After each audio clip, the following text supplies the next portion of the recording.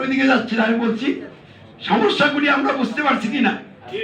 এইগুলি মৌলিক সমস্যা, এগুলির সমাধান না হলে অন্য সমস্যার সমাধান হবে না। অনেক সমস্যার কারণেই তো শেখ হাসিনার বিরুদ্ধে যে বরিষ্ঠ শাসক এবং একনায়ক হয়ে গেছিল, ফেসিবাদী তরিকা দেশ চালাইতেছিল, তার বিরুদ্ধে আন্দোলন করে তাকে ক্ষমতাচ্যুত করে এখন যারা ক্ষমতা আসলো তারা কি মৌলিক সমস্যা থেকে বের হয়েছে? ডক্টর ইউনূস সাহেব কি গণতন্ত্র ত্যাগ করছে? তিনি কি আল কোরআনকে সংবিধান হিসেবে গ্রহণ করেছেন? করেন নাই। তাহলে মৌলিক সমস্যা তো রয়ে গেছে। খেয়াল করছেন কোরআন বিধি সংবিধান আছে কিনা? কোরআন বিধি সংবিধান আনুগত্য স্বীকার করে লোকেরা চলছে কিনা? কোরআন বিধি সংবিধান দিয়ে যারা নেতা তাদের আনুগত্যের অধীনে মানুষ আছে কিনা? তাহলে মৌলিক সমস্যা আছে। এখন ত্রয়োদশ জাতীয় সংসদ নির্বাচন, দুইটা জোট প্রতিযোগিতায় নেমেছে ক্ষমতা যাওয়ার জন্য।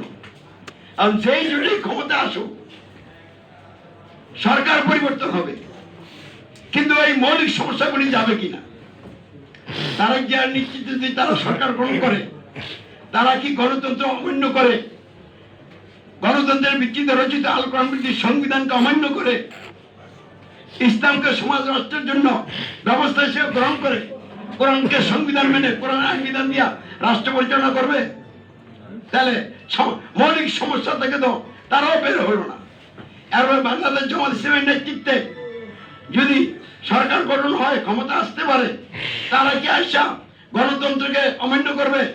গণতন্ত্রের ভিত্তিতে রচিত আল কোরআন ভিত্তিক সংবিধানকে অমান্য করবে? করবে না। তারা আল কোরআনকে সংবিধান মেনে নিবে না। তারা প্রচলিত নিয়ম অনুযায়ী রাষ্ট্র চালাবে। তাহলে তারাও কি মৌলিক সমস্যা থেকে সমাধানে আসছে? আসে নাই। তাহলে এই শক্তির সমাধান হবে না, সমস্যা আরো বাড়বে। তাহলে সমাধান কিভাবে হবে? সমাধানের জন্য একটাই পথ আছে, এই পথটা আমাদেরকে বুঝতে হবে। এক নাম্বার, একজন লোক লাগবে প্রথম, যিনি এই মৌলিক সমস্যাগুলি থেকে বের হবেন। তাহলে মৌলিক সমস্যা এক নম্বর, আল কোরআন বিধি সংবিধান। আল কোরআন বিধি সংবিধানকে অমান্য করবেন। আল কোরআনকে সমাজ ও রাষ্ট্র সহ জীবনের সকল ক্ষেত্রে কল্যাণকর পরিপূর্ণ সংবিধান হিসেবে মেনে নিবেন এবং মাথা উঁচু করে ঘোষণা করবেন, আমি সার্বভৌমত্ব আইন বিধান নিরঙ্কুশ শাসন কর্তৃত্ব একমাত্র আল্লাহর মানি মানব, তিনি ছাড়া আর কারো কোনো মানুষের সার্বভৌমত্ব আইন বিধান শাসন কর্তৃত্ব আমি মানি না, মানব না। আল্লাহু আকবার। তারপরে আল কোরআন বিধি সংবিধানের আনুগত্য স্বীকার করবেন, আল কোরআনের আনুগত্য স্বীকার করবেন। অর্থাৎ তিনি মাথা উঁচু করে নির্ভয়ে সাক্ষ্য দিবেন, অঙ্গীকার করবেন, আমি কোনো মানুষের দাসত্ব, কোন মানুষের আইনের আনুগত্য গায়রুল্লাহর উপাসনা করি না, করব না। আমি দাসত্ব আনুগত্য উপাসনা করি, করবো একমাত্র আল্লাহ। আশহাদু আল্লা ইলাহা ইল্লাল্লাহ। তিনি মানুষের মন গড়া আইনে কোরআন ভিত্তিক সংবিধান দিয়ে যে সমাজ রাষ্ট্র চলছে, এই সমাজ রাষ্ট্রের নেতা নেত্রী যারা, সরকার যারা, তাদের আনুগত্য ত্যাগ করবেন, অস্বীকার করবেন। বলবেন মানুষের তীরে আইনের ধারক বা কোন নেতা বা সরকারের আমি আনুগত্য অনুসরণ করি না, করব না।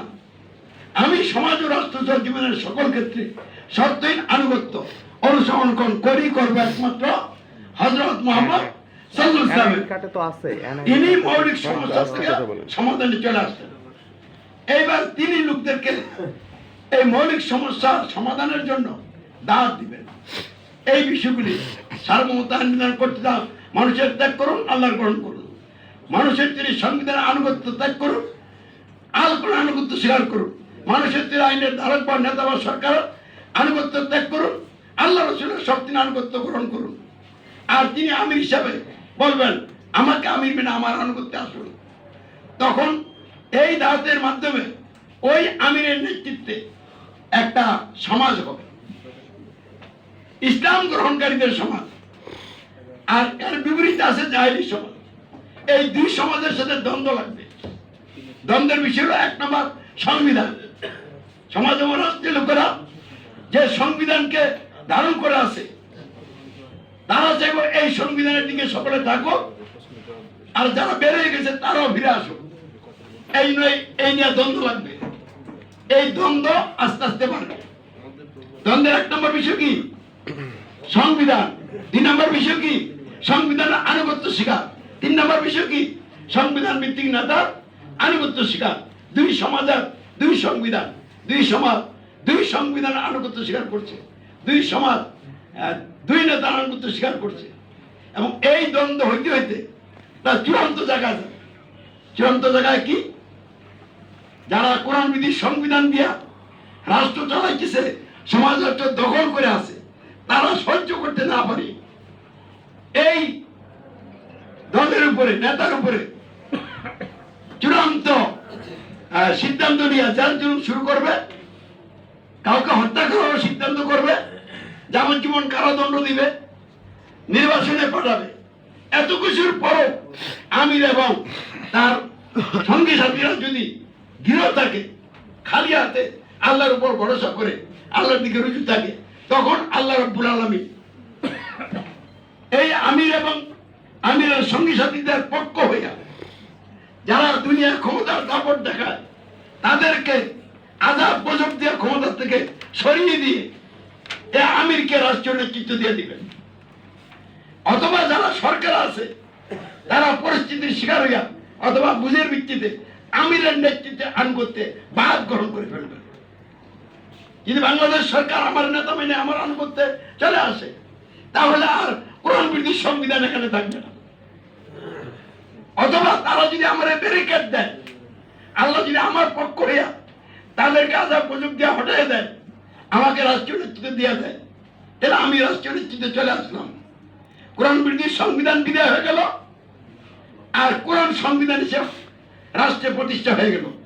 এখন আইসা পর্যায়ক্রমে সমাজ থেকে মানুষের আইনগুলি সরিয়ে আল্লাহর আইন চালু করা হবে। অনেকে এরকম প্রশ্ন করেন, আমরা তো আল্লাহর আইন পালন করতে পারছি না, মানুষের আইন পালন করা লাগে। এই পালনের কথা এখন বাদ দেন, কারণ এখন আপনি মানুষের আইন পালন বাদ দিয়ে আল্লাহর আইন পালন করার পরিবেশ আসে নাই। আমি যেটা বললাম, যদি রাষ্ট্রীয় নেতৃত্ব আমার হাতে আসে, আর এখন যারা ক্ষমতা আছে অথবা সামনে যারা আসবে, তারা যদি ক্ষমতাচ্যুত হয়, তাহলে 1 নম্বরে কি বিধায় হয়েছে বলেন? কোরআন বিরোধী সংবিধান চলে গেছে। আর আমি কোরআনকে সংবিধান নিয়ে রাষ্ট্রে আসলাম, কিন্তু তারা যে চলে গেছে এই 55 বছর যাবত, তারা যে আইনগুলি অফিস আদালতে চালু করছে, এই আইনগুলি কি নিয়ে গেছে না? আইনগুলির রেখেই তো গেছে। আমি আইসা কি একদিনে সব আইন বদলায় ফেলবো?